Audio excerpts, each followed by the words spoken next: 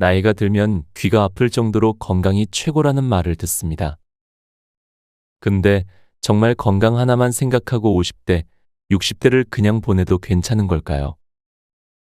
한국보건사회연구원이 지난해 발표한 노인 실태 조사를 보면 65세 노인의 10명 중 2명은 우울 증상을 지니고 있는 것으로 나타났습니다. 이처럼 최근 연구 결과를 보면 노후의 신체 건강 하나만 생각하면 나이가 들어 뒤늦게 힘들어 할 가능성이 매우 높습니다. 하지만 여러분, 이런 생각도 들지 않나요? 80대 어떻게 보낼지 막막하기만 합니다. 그리고 나이가 들수록 말씀대로 다 할 수 있는 게 아니더군요. 맞습니다. 젊은 사람들도 좋은 습관 만들기를 어려워합니다. 또한 우리가 80대를 두려워하는 이유는 사람은 원래 두려움의 대상으로 예전에 겪지 못했던 경험이나 눈에 안 보이는 것을 꼽습니다. 그래서 오늘은 80대에 접어들면 누구나 겪는 일을 말씀드리고 몸과 마음을 건강하게 가꿀 수 있는 방법을 소개해드리려고 합니다. 이번 영상으로 막연히 80대를 두려워했던 분들에게 밝고 선명한 노후를 보낼 수 있도록 도와드리겠습니다. 좋아요와 구독 버튼 한 번씩 눌러주셔서 저에게 작은 운들을 모아주시면 감사하겠습니다. 지금부터 시작합니다. 첫 번째, 잠이 오지 않으면 자지 않아도 된다. 나이가 들면 들수록 잠이 줄어들어 숙면을 취하기가 어려워진다. 고령자 중에는 수면 유도제를 복용하는 사람들도 많다. 하지만 수면 유도제는 잠이 잘 오게 하는 약이라서 한밤중에 깨는 사람에게는 효과가 없다. 이뿐만 아니라 잠자리에서 일어날 때 다리가 휘청거려 낙상이나 골절을 당할 위험이 있고 최악의 경우 자리 보정까지 하게 될 수도 있다. 본래 수면제는 복용할 필요가 없는 약이다. 불면증으로 죽는 사람은 없기 때문이다. 자리에 누우면 본인은 잠이 오지 않는다고 생각하겠지만 실은 자는 것이다. 밤에 잠이 오지 않는다면 낮에 자면 그만이다. 취침이나 기상시간에 얽매이기보다는 피곤하면 자고 졸리면 자는 방식이 80세가 넘은 고령자에게는 적합하다. 보약도 사람에 따라 효과가 다르듯 잠도 보약처럼 나를 도와주는 역할로 편하게 생각하자. 두 번째, 재혼하고 싶지만 허락해주지 않는다. 재산이 있는 사람이 재혼하고 싶다라고 하면 자녀들이 반대하고 재산이 없는 사람이 재혼하고 싶다라고 하면 자녀들이 축복하는 상황이다. 재산이 있으면 아버지, 재혼은 반대해요. 어차피 상대방의 목적은 재산이니까요 라고 한다. 반대로 재산이 없으면 좋은 사람을 만나서 참 다행이에요. 외롭지 않고 행복한 노후를 보낼 수 있겠어요 라고 하는데 머릿속 한구석에는 아버지 돌봄도 부탁해요 라는 계산이 들어있을지도 모르겠지만 여하튼 축복해준다. 어느 쪽이 행복할까? 지금까지 수많은 고령자를 만나왔는데 돈이 있어서 불행한 경우가 몇몇 있었다. 그 중에서도 자녀와 얽힌 문제가 말썽으로 앞서 말한 재혼 이야기도 그 중에 하나이다. 70대 전반까지는 재혼 의사가 있으면 자녀들을 설득해서 재혼하는 사람도 많지만 80대가 되면 자녀들의 반대에 꺾이는 사람이 늘어난다. 그리고 재혼을 포기하고 외롭게 지내다가 결국 노쇠해져서 돌봄을 받으며 생활하게 된다. 그렇다고 재혼은 반대라고 했던 자녀가 돌봄을 책임지는 것도 아니다. 돈을 남기고 사망하면 재산을 둘러싸고 자녀나 친족들 간의 싸움이 일어난다. 드라마 같은 치열한 싸움이야 드물겠지만 가족 관계에 돈 문제가 얽히게 되면 조금씩 삐거덕거리기 시작한다. 유산이 약 수천만 원 받게 되지 않는 경우도 마찬가지이다. 그것이 사람이기 때문이다. 부모가 살아있을 때는 우애 깊던 형제가 부모 사후에 멀어지는 것도 그 이유가 돈 때문인 경우가 많다. 나이가 들면 자식에게 재산보다도 물려주고 싶은 좋은 습관을 남겨보자. 세 번째, 기저귀를 부끄러워하지 않는다. 배뇨 문제로 고민하는 사람도 있으리라. 하지만 이 문제는 어쩔 수 없이 받아들이는 수밖에 없다. 배뇨를 위해 사는 것이 아니기 때문이다. 대기업 사장, 음악가, 영화감독 등 기저귀를 차고서도 사회적으로 성공한 사람은 얼마든지 있다.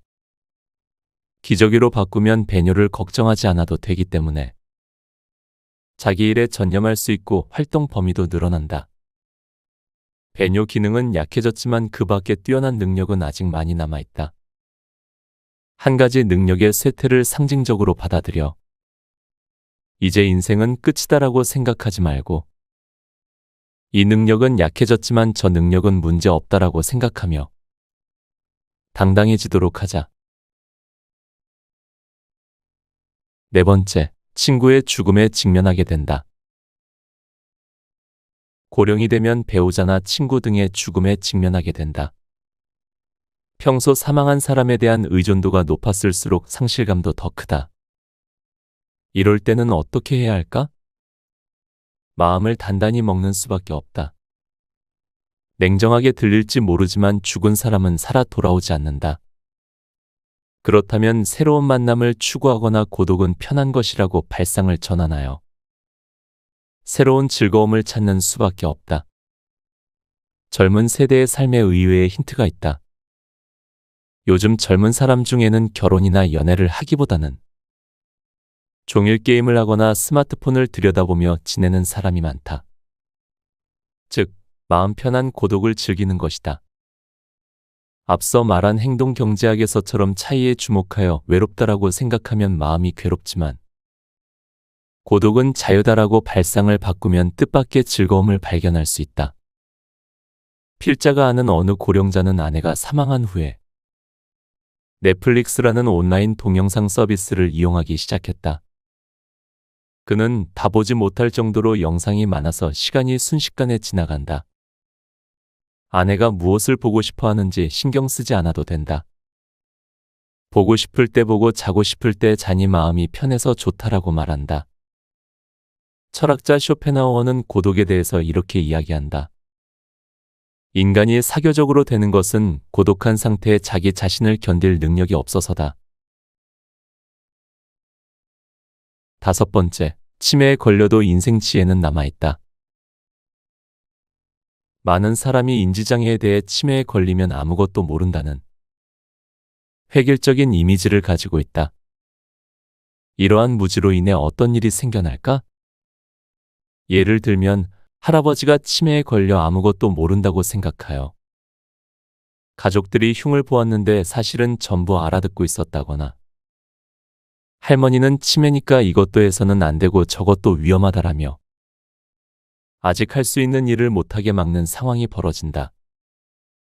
아직 혼자서도 해낼 수 있는 일이 많은데 인지장애입니다라는 의사의 말 한마디에 잔존 기능을 빼앗기는 일이 실제로 일어나고 있다. 너무 불행한 일이 아닌가? 열심히 살아온 인생의 마지막이 이렇다면 너무 슬프다. 물론 나이가 들면 기능면에서는 예전만 못할지도 모른다. 그러나 인생을 헤쳐온 지혜는 쇠퇴하지 않는다. 건망증은 생겼어도 인생 상담은 오히려 더 능숙해지거나 쉽게 욱하지 않아서 손주를 돌보는 일을 젊은 부모보다도 더 잘 해내기도 하듯이 어떤 면에서는 새로운 능력도 따라온다. 인지장애 증상이 나타난 뒤에도 지혜가 뛰어난 사람이 상당한 비율로 존재한다. 이러한 사실을 이해한다면 환자와 가족 모두 더 행복한 삶을 누릴 수 있을 것이다. 다만 주의해야 할 점이 있다.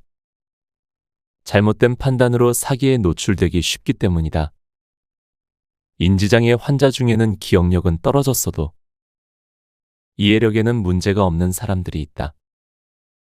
그런 사람들은 예를 들어 자녀들이 아버지, 보이스피싱이 늘고 있으니 조심하세요라고 하면 이해력에 문제가 없으므로 알았다라고 대답한다. 문제는 이 대화 자체를 잊어버리는 데 있다. 한편 사기꾼은 말솜씨가 좋아서 집을 수리하지 않으면 흰개미가 다 갉아먹습니다. 보세요, 벌써 갉아먹은 흔적이 있네요라며 교묘하게 말한다. 그러면 말뜻을 이해하는 인지장애 환자는 큰일이네라며 계약서에 서명하게 되는 것이다. 요컨대 과거에 들은 이야기와 눈앞의 상황을 비교하고 분석하는 능력이 떨어지기 때문이다. 그래서 착각을 일으키거나 판단을 종합적으로 하지 못해 실수를 저지르기 쉽다. 책 곁에 두고의 방송 더 이어갑니다. 건강한 80대를 위한 6가지 필수 습관. 첫째, 운동은 몸이 힘들지 않을 정도로만. 운동하면서 씩씩, 헉헉하고 호흡이 거칠어지는 현상은 심상에 과도한 부담이 간다는 증거이다.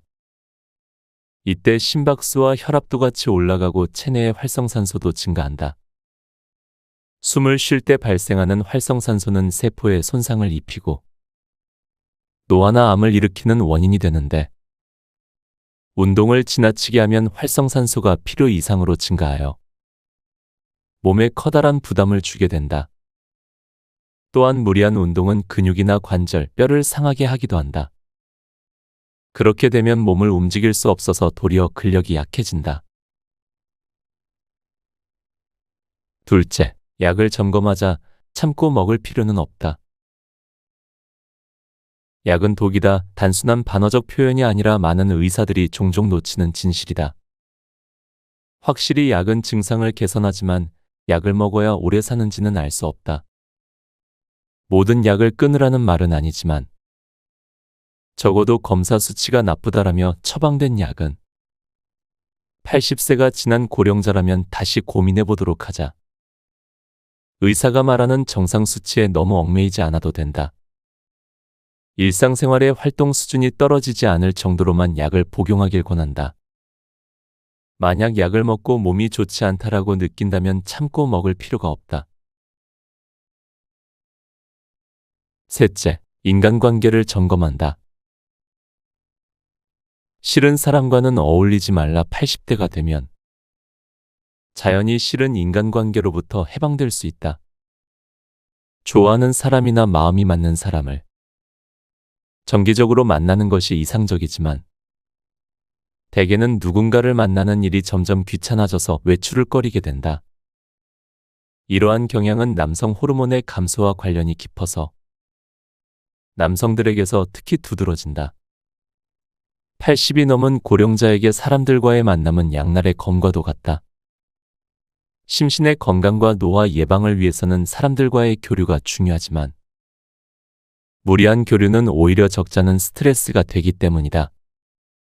직접적인 만남은 아니지만 인터넷에 자신의 의견을 올리거나 취미와 관련된 정보를 공유하는 방법도 있다. 어쨌든 무리한 교제는 그만두고 스트레스가 없는 관계는 지속한다. 넷째, 불량 노인이어도 된다. 사람 좋은 척하면 건강이 불량해진다. 불량이라 해도 70대, 80대가 되면 10대 같은 자포자기적인 행동은 하지 않을 것이다. 여태까지 사람들의 눈치를 살피고 사양하느라 하고 싶은 일을 참으며 살아왔다. 튀지 않아야 살기 편하기 때문이다. 그런데 80세가 넘은 사람이 참거나 무리하게 되면 몸과 마음이 지치고 건강이 나빠진다. 지금까지 애쓰고 고생하며 살아왔으니 앞으로는 원하는 대로 살아보자. 나는 불량 노인이니까 라고 웃으며 말한다면 주변에서도 이해하리라. 많은 일들이 편해지고 살아가기가 수월해진다. 다섯째, 먹고 싶은 음식은 마음껏 먹는다. 먹고 싶은 음식을 참는 사람이 많다. 먹는 양을 줄이고 달고 짠 음식을 피하고 기름진 음식을 삼가는 풍경은 흔하다. 비만은 건강을 해치고 염분, 당분, 지방은 3대 해악이라는 사고가 사람들의 상식이 되었기 때문이다. 하지만 과연 그럴까? 먹고 싶다는 욕구는 몸이 원한다는 뜻이기도 하다. 고령자는 장기 기능의 저하로 식욕이 증가하는 경우가 있다. 예를 들면 염분이 그렇다. 사람은 나트륨이 없으면 살지 못하는데 나이가 들면 신장이 염분을 과도하게 몸 밖으로 배출하여 혈액 속에 염분이 부족해지는 현상이 나타나기도 한다. 신장에는 나트륨을 저장해두는 기능이 있어서 체내에 나트륨이 부족해지면 배출을 멈추고 모아두는데 노화로 인해 저장 능력이 떨어지면 배출을 막지 못해서 염분이 부족하게 된다. 염분 부족은 저나트륨 혈증을 일으키기 쉬우므로 이를 막고자 몸이 염분을 요구하는 것이다. 식사량도 마찬가지이다. 거듭 말하지만 통통한 사람이 장수한다는 데이터는 넘치도록 많다. 살집이 있을 때 컨디션이 좋다는 사실을 파악한 몸이 뇌를 통해서 먹고 싶다는 신호를 보내는 것이다. 확실히 60대 정도까지는 지나친 염분 섭취나 과다한 체중이 건강을 해치는 원인이 되기도 한다. 하지만 80세를 앞두고 있다면 이러한 상식은 일단 접어두자. 먹고 싶은 음식을 참으며 체중 조절하기는 스스로 수명을 깎는 행위이다. 영양 부족은 노화를 촉진하는 분명한 요인이기 때문이다. 물론 억지로 섭취할 필요는 없지만 먹고 싶다 하는 생각이 들면 참지 말고 먹도록 하자. 자기 몸의 솔직한 목소리 듣기는 80세가 넘은 고령자에게는 최고의 건강법이다. 사람의 몸은 생각보다 만듦새가 좋으니 자기 몸을 믿어보자. 참고로 앞서 언급한 저나트륨 혈증은 의식장애나 경련 등을 일으킨다. 평소 역주행이나 난폭 운전과 거리가 멀었던 고령 운전자가 역주행 사고나 폭주 사고를 일으켰다면 저나트륨 혈증으로 정신을 잃은 것은 아닌지, 혈당치나 혈압을 과도하게 낮춰서 머리가 멍해진 것은 아닌지 다각도로 원인을 살펴야 한다. 나이가 들면 소금은 몸에서 자연스럽게 요구한다. 꼭 섭취하자. 여섯째, 자녀에게 재산을 남기지 않는다. 80세 정도가 되면 많은 사람이 이른바 마지막 준비로 고민하게 된다. 필자도 이에 관해 상담해 줄 때가 있는데 매우 대답하기 어려운 문제이다. 왜냐하면 가족 문제나 금전 상황의 개인차가 크기 때문이다. 딱 한 가지만 조언한다면 이렇다. 남은 돈이 있다면 끝까지 안심하고 살 수 있도록 마지막 준비했으면 어떨까? 만약 부자라면 고급스러운 서비스 시설이 완비된 요양시설에 들어갈 수도 있겠지만 돈이 더 많은 사람이라면 입주 도우미를 고용하는 것도 한번 생각해 볼 수 있겠다. 자기 집에 그대로 머물면서 돌봄을 받을 수 있으니 최고의 방법이다. 임금으로 1개월에 약 500만 원이 든다면 1년에는 약 6천만 원이 들고 10년이면 약 6억 원이 든다. 엄청난 금액이지만 지불할 수만 있다면 괜찮은 소비라고 생각한다. 거듭 말하지만 자녀에게 돈을 물려주는 일은 권하지 않는다.